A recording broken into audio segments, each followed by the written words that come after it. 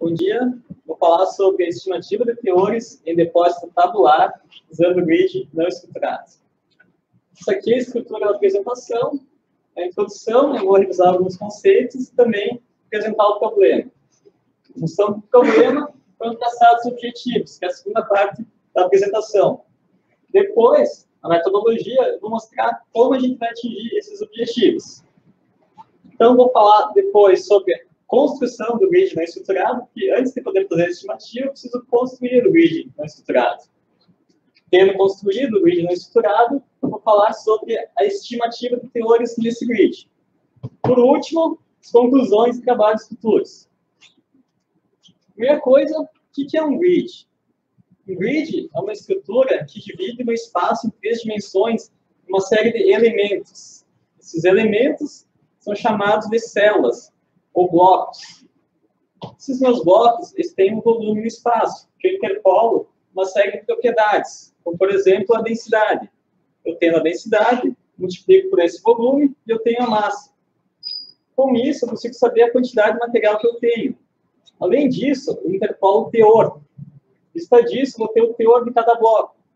Com o teor, eu posso saber se está acima ou abaixo do decorte, e saber se é minério estéreo.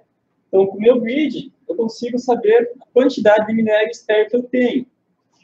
O grid de mineração, muitas vezes chamados de modelo de blocos.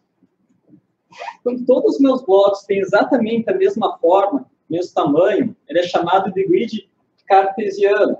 Quando eu olho o meu grid cartesiano em seção, parece um monte de tijolos empilhados.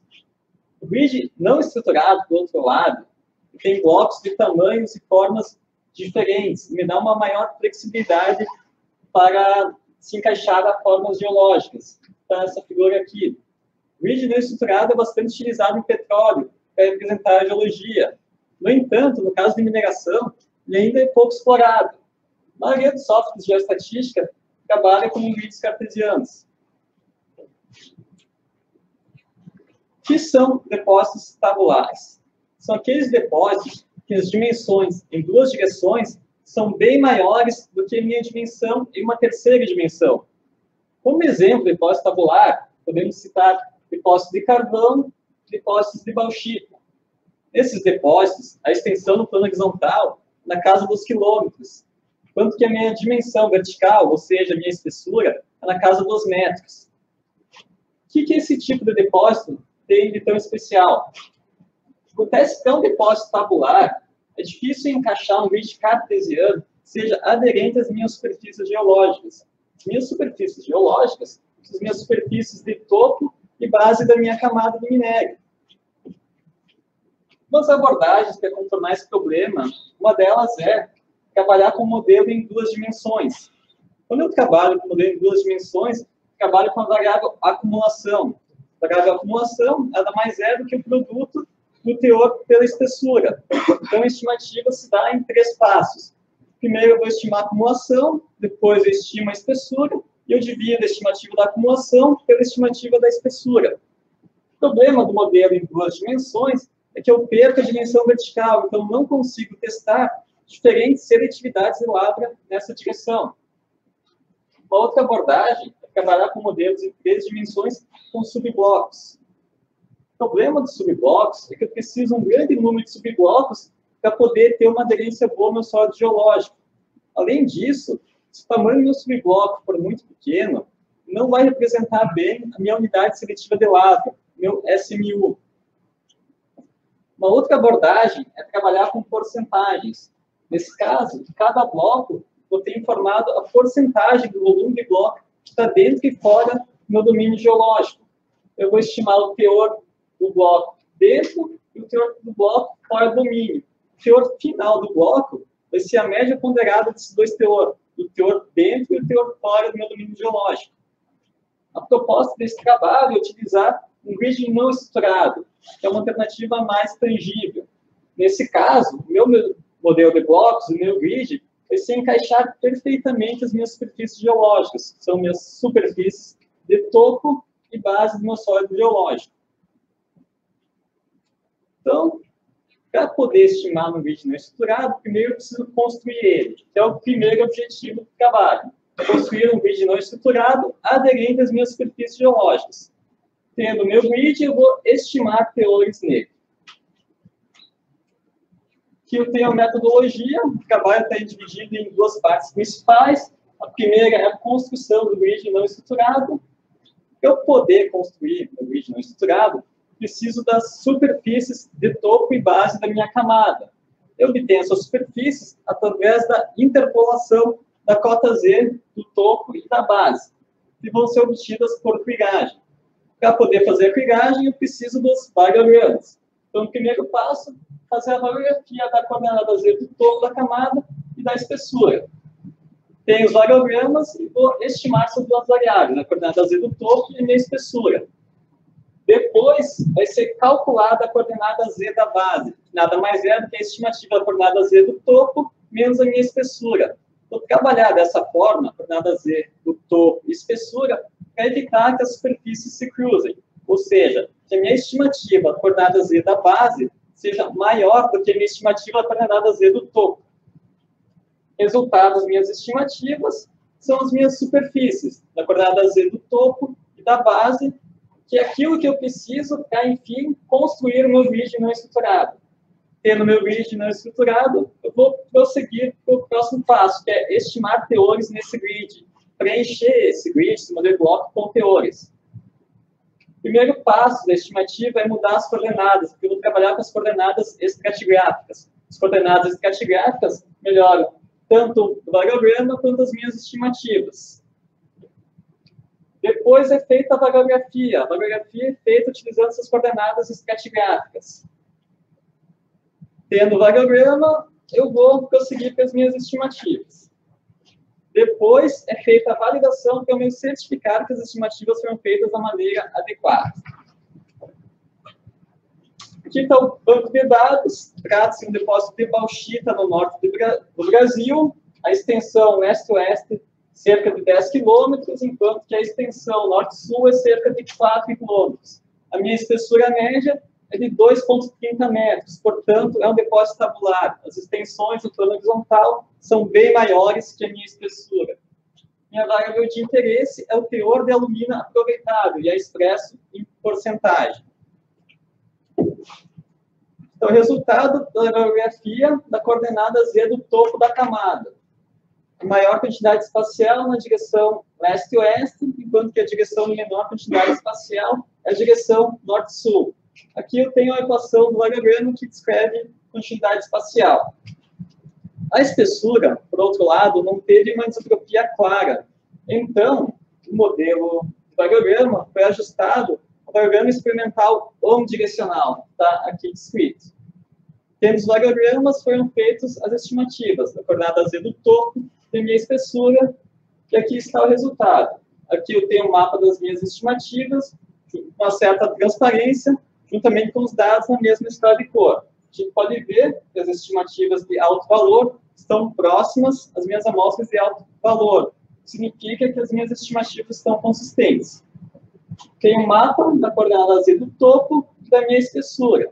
Com essas duas estimativas, eu obtive a coordenada Z da base da camada, que nada mais é do que a minha estimativa do topo menos a minha espessura. Essa figura aqui mostra resultados.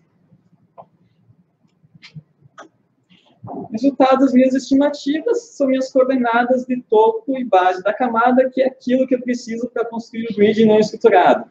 Como é que eu construo esse grid não estruturado? O grid não estruturado ele é formado por hexaedros irregulares.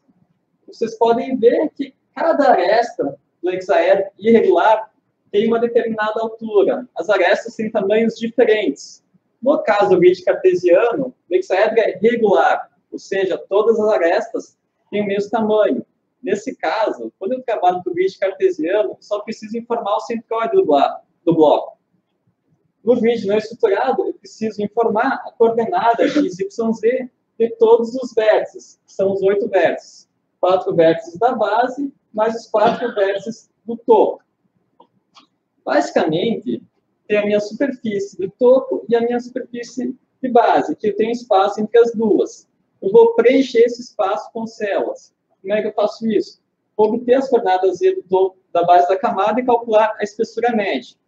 Segundo passo, eu vou calcular quantas células, quantos blocos cabem nesse espaço, de acordo com o tamanho que o usuário informa. Depois eu vou construir o grid de acordo com esse número de células calculado no passo 2.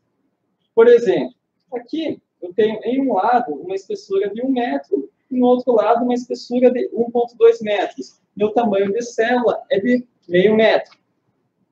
Esse espaço aqui cabe em 2 células. Então aqui eu vou botar 2 células, nesse lado aqui as 2 células têm uma aresta de meio metro, e aqui tem 2 células de uma aresta de 0,6 metros. Então, as minhas células estão encaixadas nessa espessura. Para poder construir esse grid, a gente desenvolveu um software chamado de Surface2Grid, que é uma abreviatura de Surface2Grid. Eu tenho as minhas superfícies e, a partir delas, eu construo o meu grid não estruturado.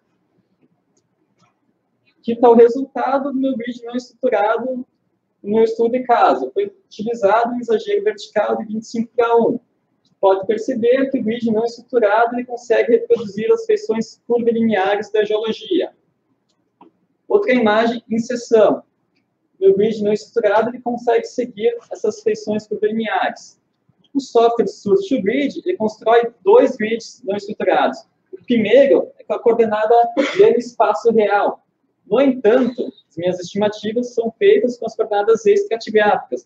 Então, no meu segundo grid, resultante do software, o meu grid estratigráfico tem as coordenadas estratigráficas. Nesse caso, eu corrigi pelo topo. Portanto, a minha coordenada z estratigráfica, minha coordenada z real, menos a minha coordenada z do topo da camada. Como vocês podem ver, no grid não estruturado no espaço estratigráfico, ele é plano no topo, como esperado. Agora que eu tenho o grid não estruturado, eu posso proceder com as minhas estimativas. Aqui está uma comparação do grid não estruturado com o grid cartesiano. Da mesma maneira, ele consegue reproduzir melhor as feições curvilineares em comparação com o grid cartesiano, que é um monte de tijolos empilhados em aparência.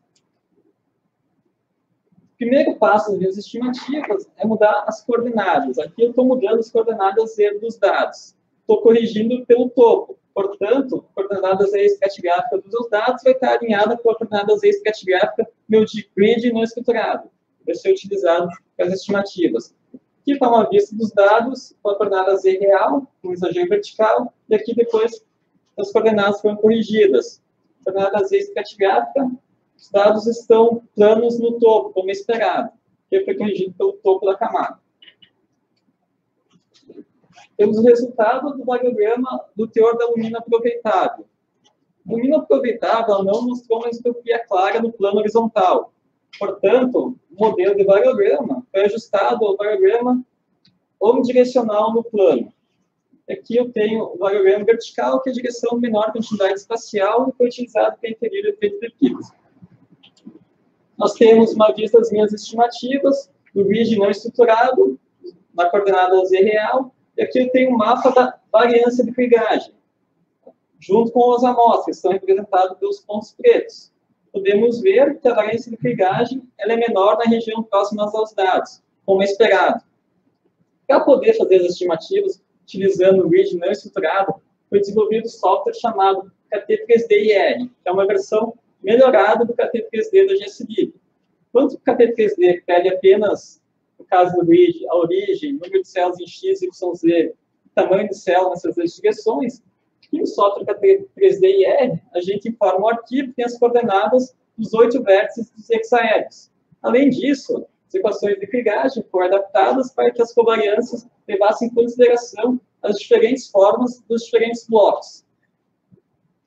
Temos estimativas, o próximo passo foi validar.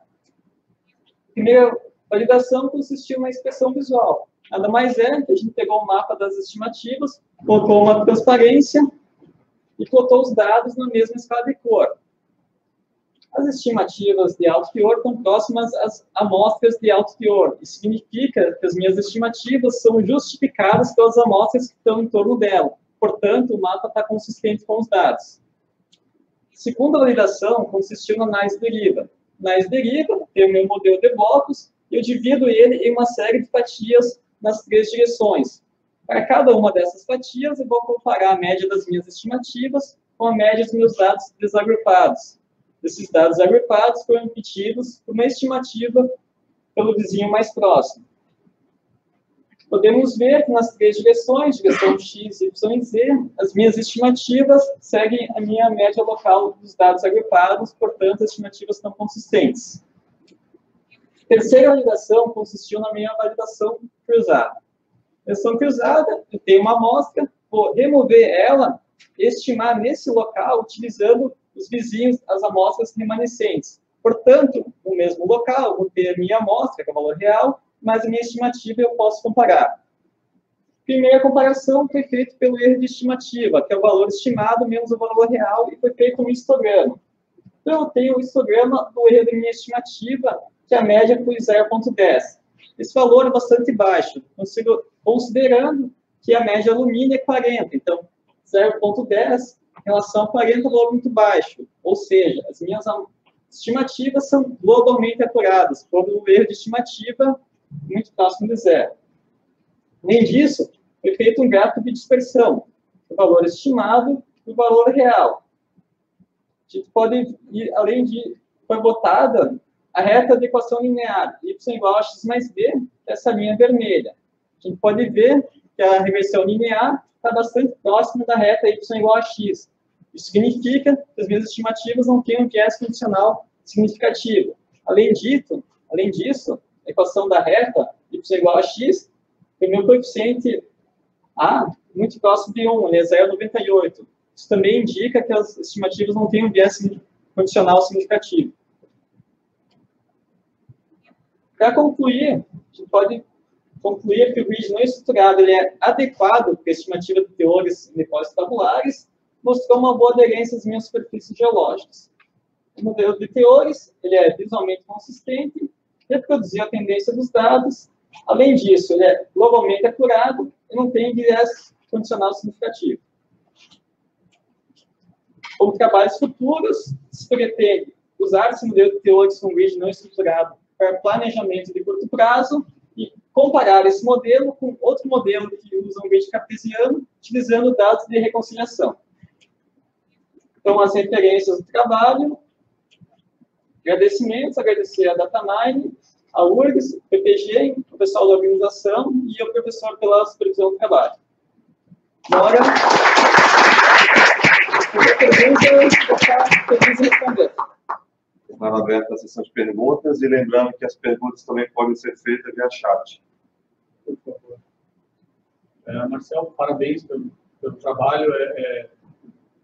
A aproximação do modelo por blocos, apesar de essencial para a mineração, ela sempre foi uma dúvida que a gente está aproximando por uma coisa regular, né? O Datamine próprio já faz essa subblocagem, né? Pelo menos é o mais popular deles, que faz uma subblocagem que a gente trabalha com, apesar de ser regular, ele diminui as dimensões em alguns modelos conforme a escolha do usuário. A minha pergunta, eu acho que vai ser meio óbvia, que todo mundo já deve ter pensado, mas existe como tu deixar não regular outra dimensão que não o Z, por exemplo, o X, pode, depósito vertical, pode. Tu já chegou a testar em depósito polimetário, por exemplo, a gente tem uma variabilidade maior do que o carvão, por exemplo, porque o carvão a gente sabe que rende de quilômetros, às vezes, né, de alcance de variabilidade, e no depósito de ouro, ou cobre pórfido, vai a poucos metros, talvez até. Sim, pode, e até se a tua geometria é muito complexa, talvez o hexaedron seja o melhor, talvez até o tetraedro fique melhor. A maior dificuldade é que quanto mais complexo o teu bloco, mais difícil de encaixar nos outros softwares de planejamento e outras coisas. Então, às vezes, tenta botar uma geometria mais simples. O hexaedro, no caso de uma camada só, ele funcionou bem, mas se tiver várias bifurcações e coisas, talvez até o tetraedro pode ser utilizado. Mas é possível, sim. E em petróleo, tu já vê trabalhos, tu já usaram também. E se tu tem mais de uma, vamos dizer assim, o depósito ele é delgado, mas ele não está orientado em nenhuma das três dimensões. Ele não está orientado em XY ou nem em plano. Ele está perdido no espaço, apesar de ele ser delgado. como é que se trabalha com isso? Se escolhe uma das variáveis, se acumula em tem o sólido fechado, o volume fechado já. Sim, o volume fechado, mas ele não é tabular em XY, nem em YZ, nem em XZ. Ele está perdido na diagonal para todos. O que se faz? Tu reorienta essas coordenadas para uma delas. Pode fazer a isotropia dinâmica ou mudar as coordenadas. E questão de encaixar o grid, que é uma aderência geológica, pode usar tetraedro, que tem algoritmos que triangularizam, tendo o sólido fechado. Sim, faz a anisotropia dinâmica para tu estimar o próprio ou desdobrar, né? Fazer o claro. Fica mais fácil, se sente mais à vontade. Então, parabéns, aluno. Mais aluno? Marcelo, qual que é o nome disso em tempo de processamento? Para a krigagem foi bem, o problema maior é na simulação. A simulação, que quando tu usa grid não estruturado, na busca tu usa uma KD-TRI, e a KD-TRI ela é mais demorada porque quando tem um grid regular. Tu faz o grid regular, tu faz uma busca espiral, que tu começa onde é que tu está simulando, e vai ir bem mais rápido que a KD-TRI. Para a krigagem funcionou bem, mas para a simulação é um problema. Então, tem 8 pontos, né? Multiplica pelo menos por 8. Aí isso é o tamanho. E o problema é que, assim, na krigagem, tu pode krigar direto em bloco. Na simulação, tu tem que simular em ponto e depois fazer o upscale. Então, quando vai ficar pontos, tem muito mais pontos para ficar a busca. Então, bem maior, assim. Eu queria fazer só uma observação. Eu achei o seu trabalho uma ação extremamente aplicável, né? Principalmente em questão de Valcy. A estimativa não é um problema tão sério, mas o volume, né? A forma do depósito mineral é uma coisa extremamente crítica, né? Questão de distribuição, uma série de outras coisas. Eu acho que sim, eu achei muito interessante o trabalho. Eu gostaria de fazer essa observação. Uma pergunta: como é que registra o volume do bloco depois? Uma operação de álgebra linear, tem uns 3 vetores, tu pega e tira o determinante. Mas eu tenho um bloco que aí, essa pergunta é boa. As outras. Parabéns, Verônica, parabéns. A diferença dos perguntas dos professores não. Por favor, explica mais, que senão os pessoal. É isso. Mas o algoritmo, basicamente, eu tenho que pegar o centro desse hexaedro, o centro dessa face aqui, daí constrói uma pirâmide aqui, tira o volume dessa pirâmide, depois faz isso com as outras faces, daí constrói. Ele guarda esse volume como volume do bloco. Isso.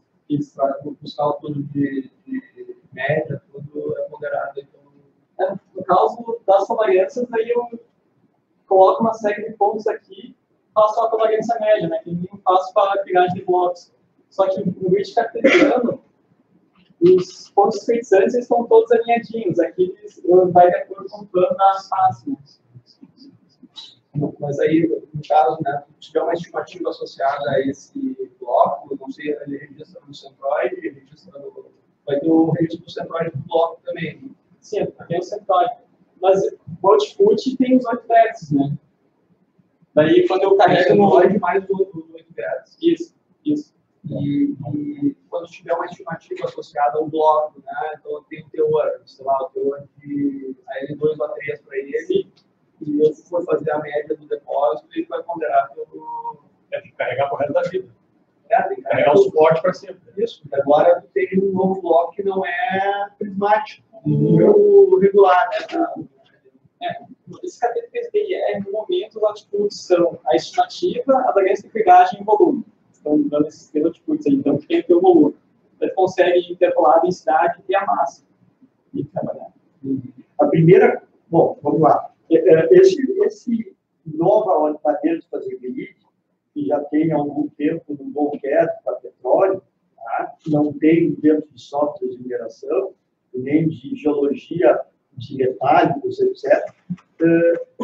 Quebra o paradigma, porque sai do grid cartesiano, que é bom, porque faz a vida mais fácil, e é ruim, porque não é geologicamente convincente. A vida não é um empilhamento, a vida geológica não é um empilhamento de tijolinhos, como o Marcelo mostrou. Ao mudar tudo, mudou a matriz de krigagem para poder calcular em blocos irregulares, mudou como guardar o grid, como calcular volumes, etc. Está mudando nessa cadeia tudo que diz respeito a recursos minerais. Bom, o que vai vir depois? Tem que mudar tudo que vem respeito ao planejamento lá, porque os blocos vão ser irregulares, etc, etc. Então, como é que isso aí vai acabar? Vai acabar. Eu não tenho que mudar todos os softwares se quisermos usar isso aí. Na verdade, na parte do planejamento, assim, a gente já, principalmente quando traz mais no curto prazo, o bloco é um negócio meio relevante, tu trabalha no polígono, trabalha no avanço, ou trabalha no pushback, né?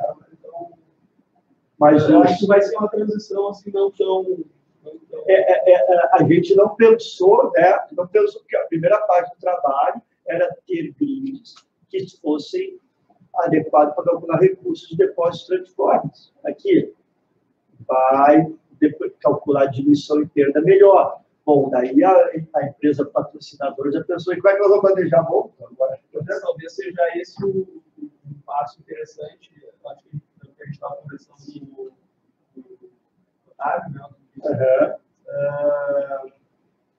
De pensar que esse grid ele pode ser redefinido, né, conforme tu projeta os pushbacks, por exemplo, e aí agora tu não tem uma aderência na geologia, agora tu tem uma aderência da forma, né, o teor tu traz da consulta, essa que tu vai trazer desse, então, ali dá seu jeito, né, mas aderir a forma numa superfície. Depois tu tem a escavação, tu pode fazer um grid com aquela escavação também. E aí traz o teor dali e carimba o outro bloco com um novo shape só para dar aderência ali, né. Mais alguma pergunta? Pessoal, os telespectadores, né? Tudo bem? Não, telespectadores não. telespectadores é bom. Obrigado, pessoal. Obrigado.